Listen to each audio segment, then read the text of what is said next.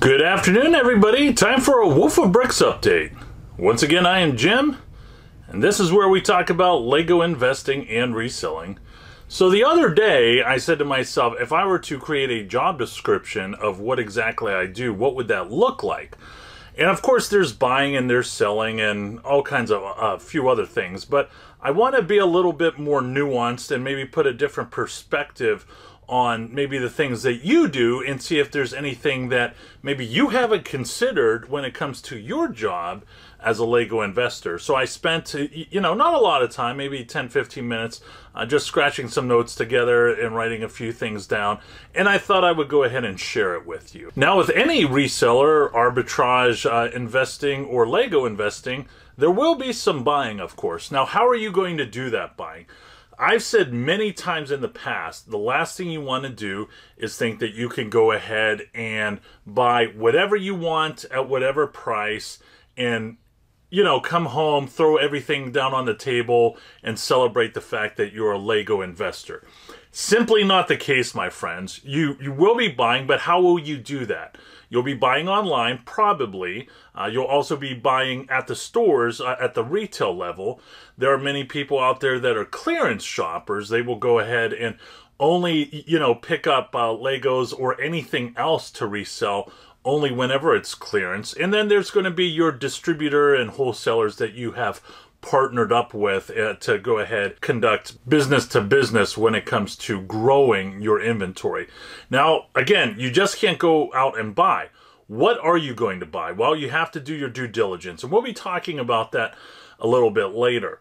The things you're going to be buying, why are you buying them? The last thing you want to do, and I've said this many times, I'm laughing because there's some people that I know watching this that I've mentioned this to personally.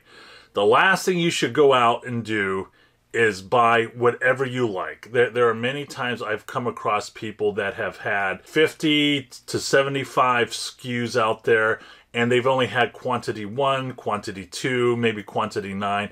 You really want to avoid that. You want to, and I'm just going out here, let's say you have 10 SKUs that you want to purchase. You should probably buy those evenly, right? So you're going to want to buy, if you're able to, 10 of each at the beginning. And then kind of evaluate yourself, continue to do your due diligence even after you bought those sets and say to yourself, are these sets that I want to continue buying, or maybe I should go ahead and purchase different sets and kind of leave the 10 sets there. I'll go ahead and of course I'll sell them, but maybe I had second thoughts about that. Feel free to share with your reseller friends, what you're buying, and make sure they return the favor and they share with you what they're buying. When it comes to collaboration, that's really an important thing. I have people that text me all the time, almost daily, and they'll say, hey, what do you think of this set? What do you think of that set? And of course, we're in Q4, the beginning of Q4 right now. It doesn't hurt to have a pre-Q4 conversation with your reseller friends on not just what you're going to sell, but when it comes to buying, during the holiday discounts and things of that sort. And of course, when there's buying, there's also going to be selling. You want to say to yourself, what platforms are best suited for you? And you also want to ask yourself why. That's very important. Is Amazon the best platform for you? I've been saying many times that I think starting in 2023, I'm probably going to walk away from Amazon and strictly do eBay. I ask myself that question almost every week, and I will continue to do that. eBay, maybe you can't get into Amazon and you're, I don't want to say stuck with eBay, because eBay has definitely treated myself quite well, but what is your strategy when it comes to selling on eBay? And when I talk about strategy, I'm also talking about competitive pricing, right? The last thing you want to do is have that race to the bottom. Now you may say to yourself, Jim, I got that. I'm not the race to the bottom kind of guy. And that's great, but what kind of pricing person are you? Right? So you should try and identify what kind of pricing person are you. You've already identified what kind of pricing person you aren't, but what kind of pricing person are you, and why did you decide to be that way? That will help you out and give you a better perspective, and you'll also be learning more as you move forward in your Lego investing journey. So there's also Walmart, there's StockX, there's also Facebook Marketplace. Why would you want to do those things, right?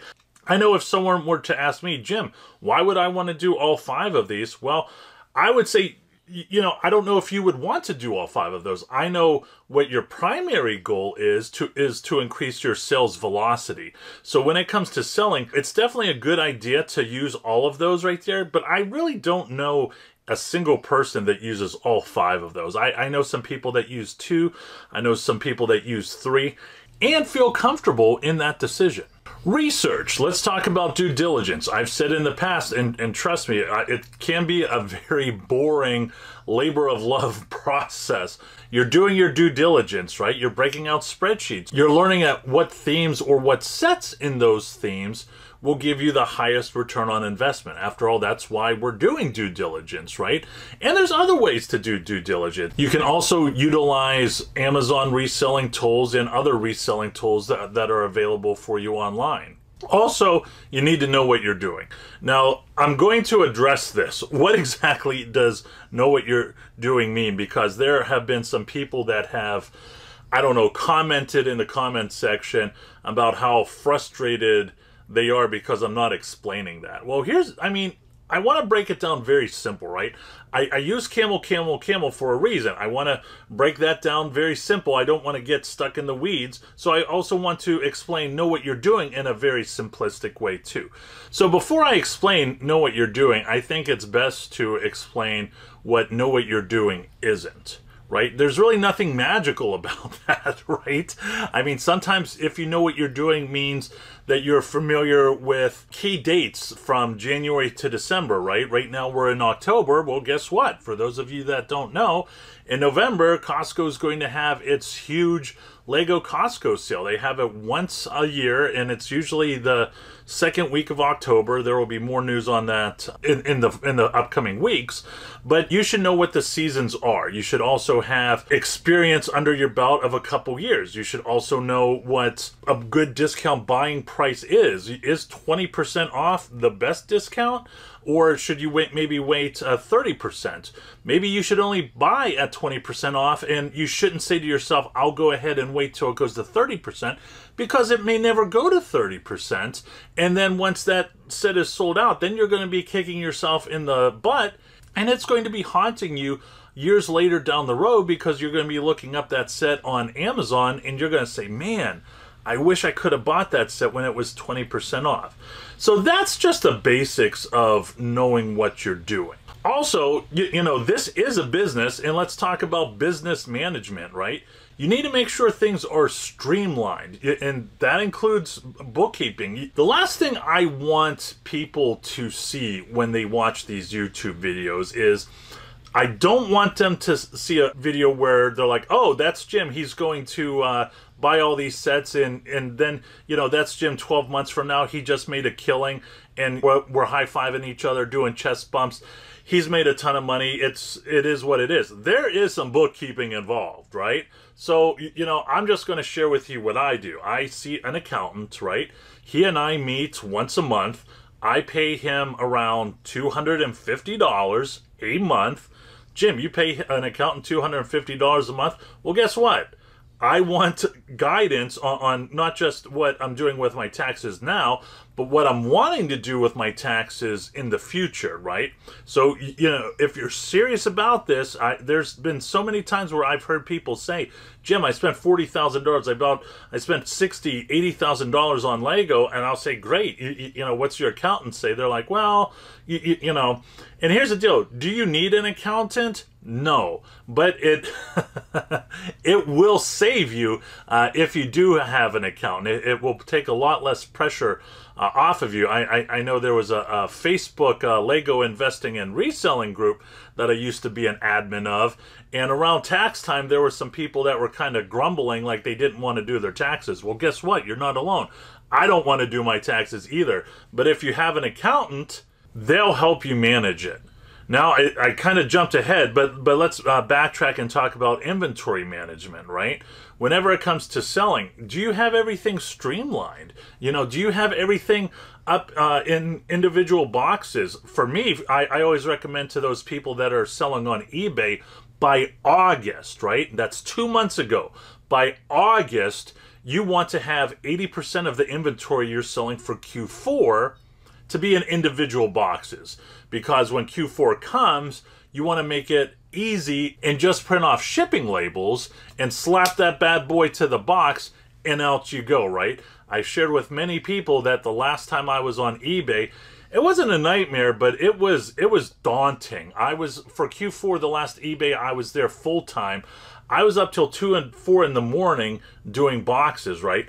I'm never doing that again, right? And then you had the times where if you wanted USPS to pick up your shipments, the cutoff time was 2 in the morning, right? So if I didn't catch myself, it would be 3 or 4 o'clock. I would be going to bed, and I would say to myself, oh my gosh, I didn't do the USPS pickup request. And then not only was I going to bed late, but I was also waking up an hour early because I had to take all that crap to the post office before I had to go to work. So, you know, you want to streamline all of that.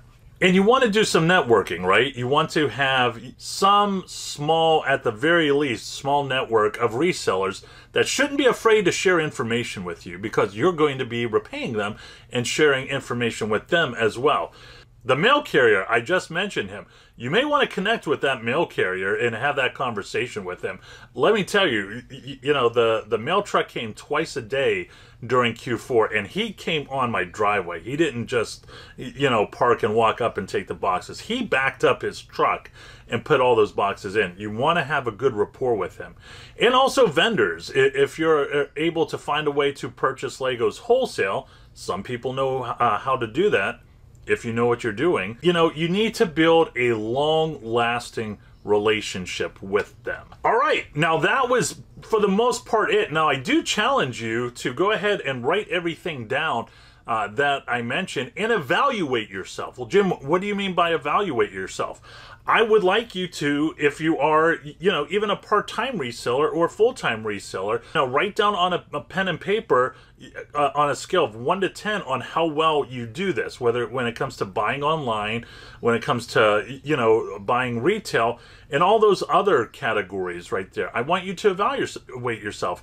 Are you a 6? Are you a 7? Okay? And then, once you gave yourself kind of a score, I want you to write down an action plan and see what you can do to go ahead and increase your level of knowledge, and hopefully you could get all the way up to 9s in the near future. I mean, after all, we are in Q4 or even a 10. You have to be honest with yourself, right? So that's it. I hope everybody was able to learn a little bit of something here. As always, please don't forget to like and subscribe. Once again, I'm Jim with Wolf of Bricks. Always go out there and get it.